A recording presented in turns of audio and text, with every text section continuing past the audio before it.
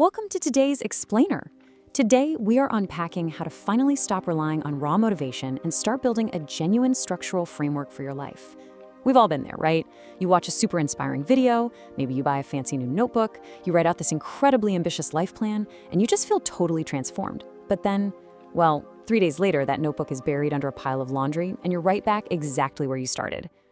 Well, today we're diving into some fascinating source material that flips this entire dynamic completely on its head.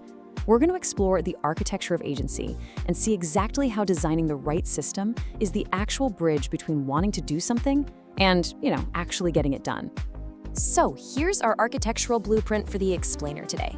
We'll kick things off with the planning trap, look at our biological foundation and mental states, tackle the friction of our days, put together a master checklist, and wrap up with how to actually protect your free time. Let's jump right in. All right, part 1, the planning trap. Let's get into why building the system is really half the work.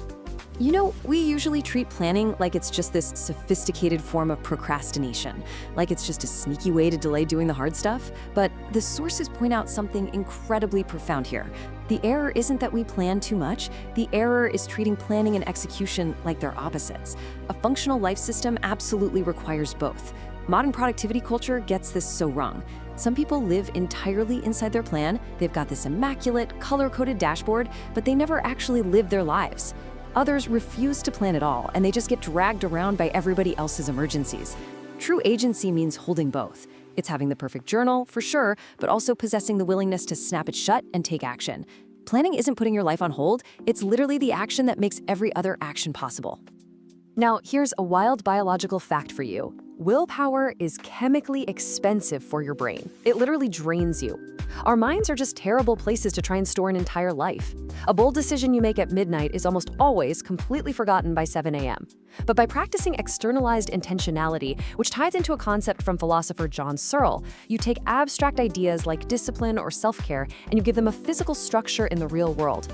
You decide who you want to be in advance, you get it out of your head and onto paper, and you let that system carry the heavy lifting. That way you don't have to painfully remake that same decision every single morning.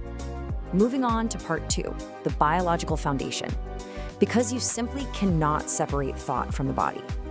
Okay, before we even touch routines, we've got to look at the actual hardware running your code, your body. This perfectly illustrates why any serious philosophy of wellness has to start with some actual compassion for your physical state, not just telling yourself to push harder.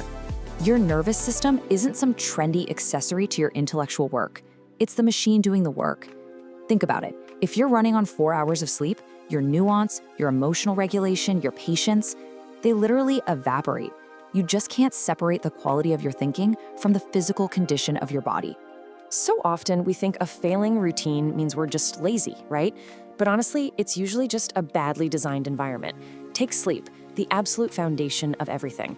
If you're doom scrolling in bed, your brain starts associating the bed with being wired and awake. You have to create what's called a sacred zone, a totally neutral space reserved strictly for rest. And this exact same logic applies to the gym. You don't always need to feel pumped to train. You just need an environment where starting is practically frictionless. Lay your clothes out, have the workout queued up on your phone. The gym proves to the body what the mind already knows: consistency compounds. A physically regulated body gives your mind the actual room it needs to breathe and function. Let's look at part 3, 3 states of mind.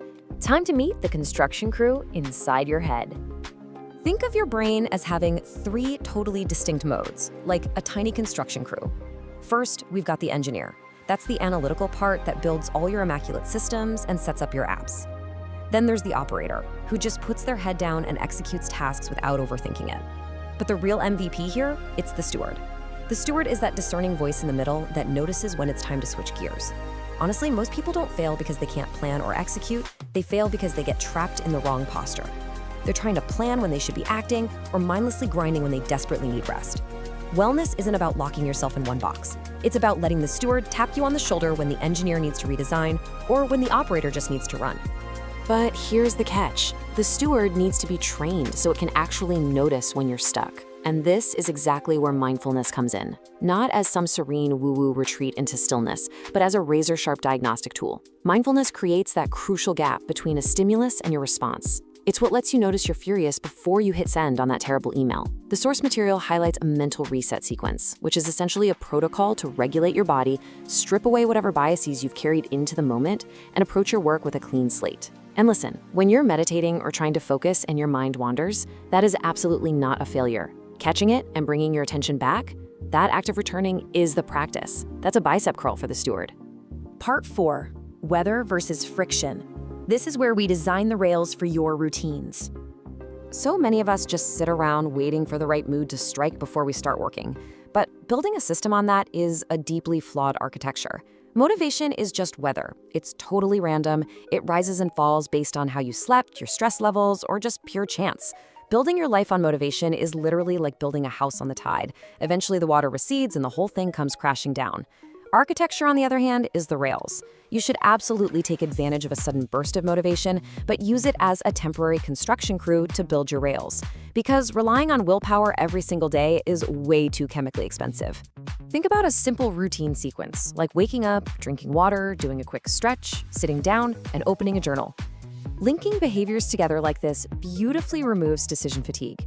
You aren't lazy. Your mind is just exquisitely sensitive to startup costs. If starting a task requires 10 minutes of hunting for your tools and emotionally bracing yourself, you're going to postpone it forever. The fix here is architectural, not moral. By chaining tasks together, you aren't staring into the void choosing your next action from infinite possibilities. You just inherit the next step from the last one. Friction is the real enemy here, and a sequence like this destroys it. Which brings us to part 5, the master checklist. This is where the planning finally meets the pavement. To keep all this running without completely burning out our mental bandwidth, we have to externalize our day into one single object. By keeping your recurring daily routine totally sacred and letting specific tasks just find their slot around it, you stop burying your good habits under a mountain of daily emergencies. Having one single list completely removes that exhausting, low-level panic of, okay, what do I do now? The engineer decides what goes on the list, the operator runs down it, and the steward tweaks it when needed. You've got your spine, that's your recurring circuit of health and deep work, and then your one-offs, the unique tasks for that day. The absolute golden rule, never let the one-offs collapse the spine. But hey, let's be totally real for a second. It is super easy to let the operator run the show when you're feeling great, but we need a structural answer for the bad days. What happens when your energy totally crashes and the whole system just feels impossible? This right here is an absolute lifesaver. The minimum viable habit. This is exactly how you keep the thread intact on your worst days. Look, missing one day creates a tiny gap, but missing several days, that creates a massive, powerful internal narrative. You start telling yourself, oh, I guess I'm just the kind of person who failed at this. Minimum viable habits stop that story dead in its tracks. If you can't do a full hour workout, just do one single stretch. If you can't write a whole chapter, write literally one sentence. Because you still get to honestly say to yourself, I showed up. Consistency starts out as a fragile thread before it weaves into a rope, and it is infinitely easier to expand a tiny existing habit than to resurrect a dead one. And finally, part 6, the blueprint, is the building. Let's talk about protecting play and embracing the messiness of iteration. Now, this whole architecture we've been building, it's actually meant to set you free. It's not a cage. The truth is, no plan perfectly survives contact with reality, and that is totally fine. When things fall apart, self-hatred is the exact wrong response. Instead, you've got to treat it as data, just neutral feedback for a science experiment. Step back into that engineer role and ask, was the habit just too big? Was the trigger unclear? By stepping back and doing a weekly review, you stop viewing yourself as the problem and you become the designer of the next much better version. Because the ultimate goal here is absolutely not rigidity. People are so afraid that planning makes life stiff and boring. But planning is how you reclaim authorship of your life from all the noise of the world. Planning doesn't kill spontaneity. It builds enough strong structure to make play and wandering totally safe.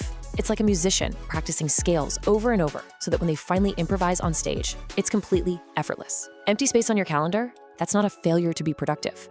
That is literal oxygen for your soul. So, architecting your agency isn't about some highly anxious, micromanaged audit of your day. The source material makes a brilliant point here.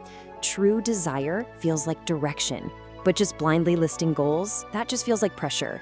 This whole system is just the bridge between wanting to do something and actually doing it. You build it with absolute seriousness so that you can execute it with total ease. You control your stance, you pull back the bow with intention, but eventually you just have to casually let go of the arrow. Thanks for hanging out with me for this explainer. We covered a ton of ground today, from realizing why motivation is just fleeky weather to empowering that steward inside your head. So I'll leave you with this. Are you going to keep being a victim of the weather, or are you finally ready to lay down some tracks? More importantly, what is one minimum viable habit you can build into your foundation right now? Start small, protect your peace, and I'll see you in the next explainer.